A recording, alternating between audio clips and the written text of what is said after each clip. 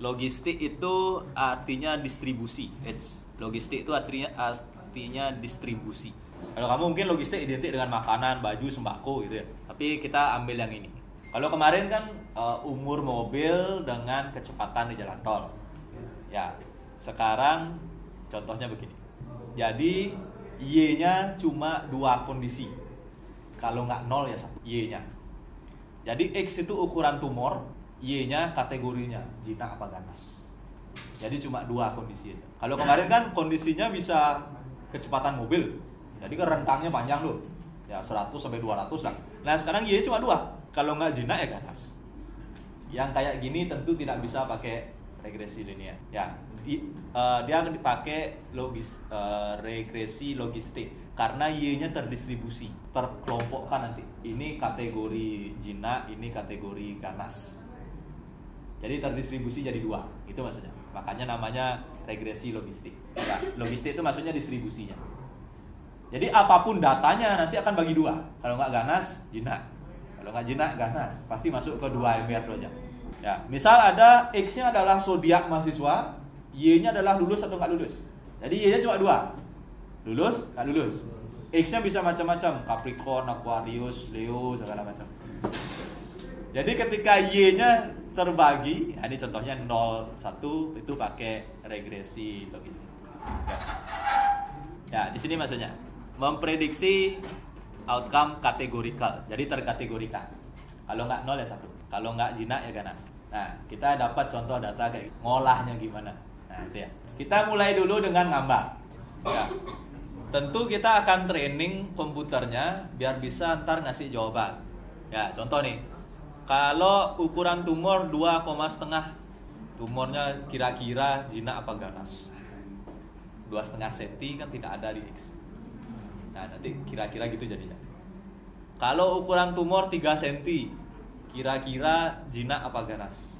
Ya, itu kita bisa cari pakai machine learning. Kalau kemarin, kalau umur mobil sekian, berapa kira-kira kecepatannya di jalan tol? Kalau ini, kalau ukuran tumor sekian, kira-kira jinak apa ganas? Itu bisa dijawab di sini.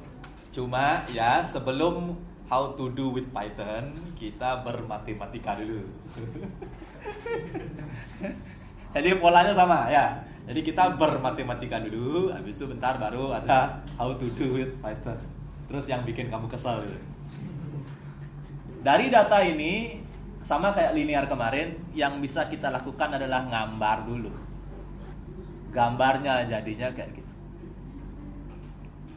Kebayangkan maksudnya? X yang ini ya, ini adalah ukuran tumor.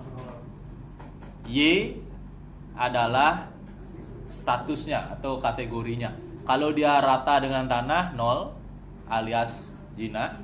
Kalau dia terbang setinggi langit dia adalah 1. Makanya jadinya gitu. Ya. Jadi misalnya X-nya ini 0,14. Dia auto pasti yang ini. X-nya, Y-nya adalah 0. Makanya titik merahnya di sini. Yang ini kira-kira 3,78. Dia Y-nya adalah 0. Yang ini kira-kira 4,37 yang ini. Y-nya adalah 1. Kebayang ya cara bikin gambarnya? Ya. Kita bermatematika dulu sampai kesel. Kalau udah kesel baru how to do with Python. Ya, yang penting kamu paham bagaimana datangnya titik merah itu. Kaitannya sama tabel XY-nya. Udah. Nah, berikutnya adalah cari rata-rata. Nah, coba tanpa saya next slide-nya, kamu cari rata-rata X sama Y. Oke. Berikutnya ya. Nah, ada rumus seperti ini. Itu kita mencari yang namanya koefisien. Ya, atau disimbolkan, dinotasikan dengan log it P, di mana itu berarti peluang ya, probability untuk Y-nya atau sama dengan 1. Jadi seberapa peluangnya si X mendapat Y sama dengan 1. Seberapa peluang si tumor ini dibilang ganas. Ya, di sini ada 2 istilah yang kemarin, ada intercept, ada slope. Ya, jadi kita menghitung peluang, seberapa peluang X, seberapa peluang ukuran tumor dibilang enggak. Kita hitungnya satu-satu. Kita mulai dari slope-nya dulu. Sama kayak linear regression, kita ngitung slope. Slope ya, ini apa sih? Beta 1 nih ya. Slope ini disimbolkan dengan beta 1x. Nah, beta 1x-nya rumusnya begini. Tadi kita sudah ngitung rata-ratanya. Nah, jadi 3,78 dikurangi 3,35, 2,44 dikurangi 3,35, 2,09 dikurangi 3,35, dan seterusnya. Itu baru isian dalam burungnya aja. Ya, atau jadinya begini. Saya bikin slide ini sampai utah-utah.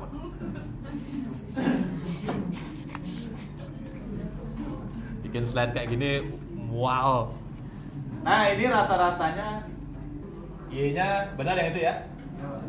Minus 0,5-nya ada 6, 0,5-nya ada 6. Nah, perjalanan masih jauh. Dapat yang itu, dapat yang ini, kita bisa ngitung yang atas. Kan balik ke rumus yang ini, Pak. Kita bisa menyelesaikan yang ini. Ya, caranya begitu. Ini dikalikan, ini dikalikan, dijumlahkan dengan yang ini dikalikan, dijumlahkan dengan yang ini dikalikan, dijumlahkan dengan ini yang dikalikan. Kebayang ya? Ini dikali ini, ditambah ini dikali ini, ditambah ini dikali ini, ditambah ini dikali ini, dan seterusnya. Kita kaliin aja dulu ya. Kan kaliin ini toh. Ini dikali ini berapa gitu ya. Ntar kita totalin ke bawah. Berikutnya kita bisa ngitung yang di bawah. Di kuadrat dulu baru dijumlahin. Dijumlahin dulu baru di kuadrat. Lihat contohnya. Dikuadratin, dijumlah. Sigma itu hanya penjumlah. Sigma itu hanya penjumlah. Jadi apapun operasi di belakang sigma itu diselesain, dijumlahin sama dirinya. Diselesain, dijumlahin, diselesain, dijumlahin. Nanti ini dikuadratin. Kita sudah dapat yang atas dan juga yang bawah. Berikutnya ngapain? Berapa hasil baginya? Ini dibagi ini. Yang mana ya? Ini dibagi ini ya. Tinggal gitu aja. Jadi dia punya persamaan rata-rata Y dikurangi slope dikali rata-rata X. Ya, jadi B0 adalah rata-rata Y berapa? 0,5 dikurangi B1-nya ini 0,254 dikalikan rata-rata X 3,35. Ya, itu versi salah. Di depan salah, semua salah. Ya, jadi bisa dibayangkan UTS ya, depan salah, semua salah. Oke. Sekarang berarti kita bisa selesaikan atau munculkan tuh log it P. Peluang X kedetek tumor ganas. Berarti P atau probability itu adalah B0-nya ya, minus 0,35 ditambah B1-nya ya, itu ya 0,254 dikalikan dengan X.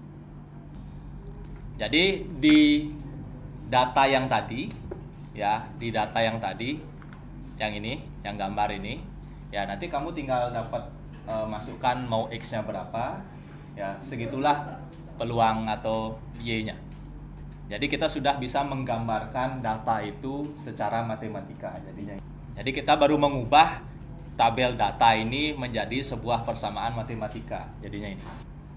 Ya, berikutnya kita mau melakukan prediksi. Rumusnya itu namanya bilangan Euler. Jadi saya nggak perlu jelaskan, ini orang matematika banget. Kita langsung pakai angkanya aja, 27182 ditambah B1-nya berapa? 0,254. Jadi kalau kita mau melakukan prediksi, tar X-nya dimasukin ke sini. Seginilah jawabannya. Contohnya itu. Ya, jadi misalnya kita masukin 4. Kita pengen tahu 4 cm itu ganas apa enggak. Ini dikali dulu. Ya, dijumlahin, dipangkatin plus 1. Hasilnya 1 per. Dikali dulu, dijumlahin. Hasil dari ini pakai pangkat ini. Hasilnya ditambahin 1. Itu 1 dibagi yang tadi. Kali 4. Kita pengen tahu tumor 4 cm. Hasilnya pasti di antara 0 sampai 1, nggak mungkin lebih dari 1. 0,3, 0,6. Yang kamu perlu lihat di sini adalah, anggap dulu garis birunya nggak ada, ini salah nih. Anggap dulu garis birunya nggak ada. Ya, dari prediksi ini kita hanya dapat titik hijau. Kita baru hanya dapat titik hijau melakukan prediksi. Jadi kira-kira tumor 4 cm itu ada di 0, berarti sekitaran sini. 0,33 itu sekitaran sini. Tumor 4 cm. Ya, hanya ada titik hijaunya. Kebayang ya? Kebayang. Oke. Nah, bagaimana bikin garis birunya? Kan pertanyaannya begitu. Kita kan mau mendistribusikan, ada yang jinak, ada yang ganas. Ya, kita baru hanya di sini sampai dapat titik hijaunya. Hanya 1 prediksi. Ya. Kalau di matematika, ya, untuk menggambar garis itu, si pengguna atau si matematika dia akan menghitung semuanya dari 0, 0,1, 0,2 seterusnya sampai, ya, semua dimasukkan ke rumus Euler itu. Jadi yang tadinya kita nyoba 4 kan, dimulai dari 0,1 sampai 5,9. Semua dihitung tuh, 0,1 dapat berapa, 0,2 dapat berapa, 0,3 dapat berapa, biar dia bisa bikin garisnya. Itu ceritanya. Jadi garis biru ini awalnya tidak ada, ya, yang ada hanyalah 1 titik hijau, 1 hasil prediksi. Untuk membuat garis biru itu caranya adalah dengan memasukkan semua angka yang ada di X ke rumus prediksi itu.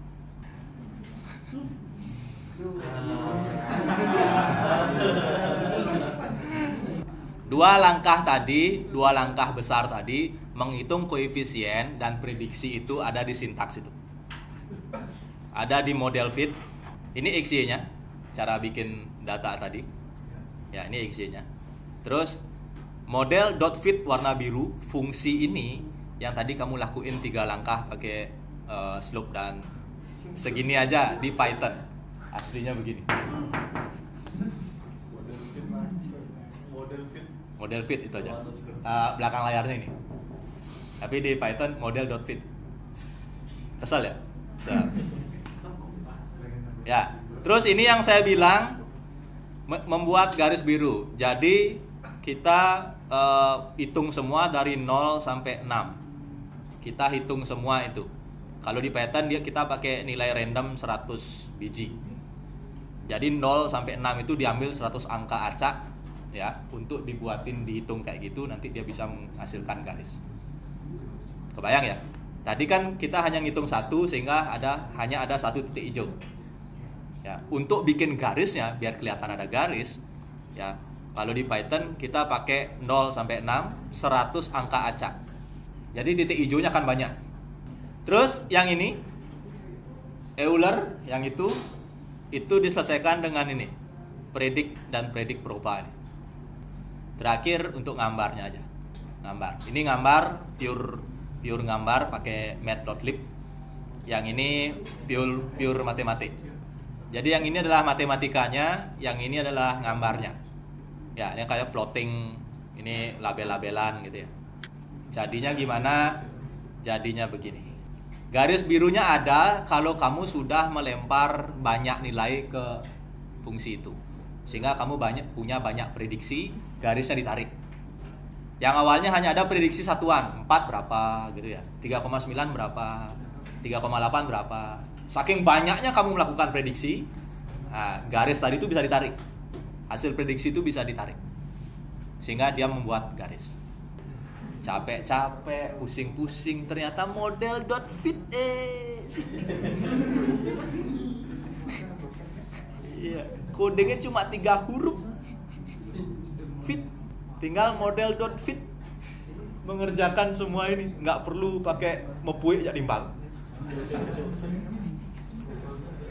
Kanti kalkulator, melihin kalkulator sing perlu. Tinggal model .fit. Oke, nggak ada yang ditanyain? Ya, ini sedikit diupdate pakai bantuan ChatGPT. Jadi maksudnya gini, X itu 3,78 yang data asli. X itu 3,78, 2,44 dan seterusnya. Ya, pakai bantuan ChatGPT sedikit. Ya, X,378 harusnya X itu jinak. Ya, harusnya X itu jinak. Tapi sama yang udah kita buat dibilang ganas. Karena 3,78 itu ada di 0, sekian sini. Kalau ikutin garis biru. Jadi 3,78 diprediksi ganas. Ya, karena dia tinggi sekali. Padahal aslinya di data itu 3,78 adalah jinak. Sehingga salah.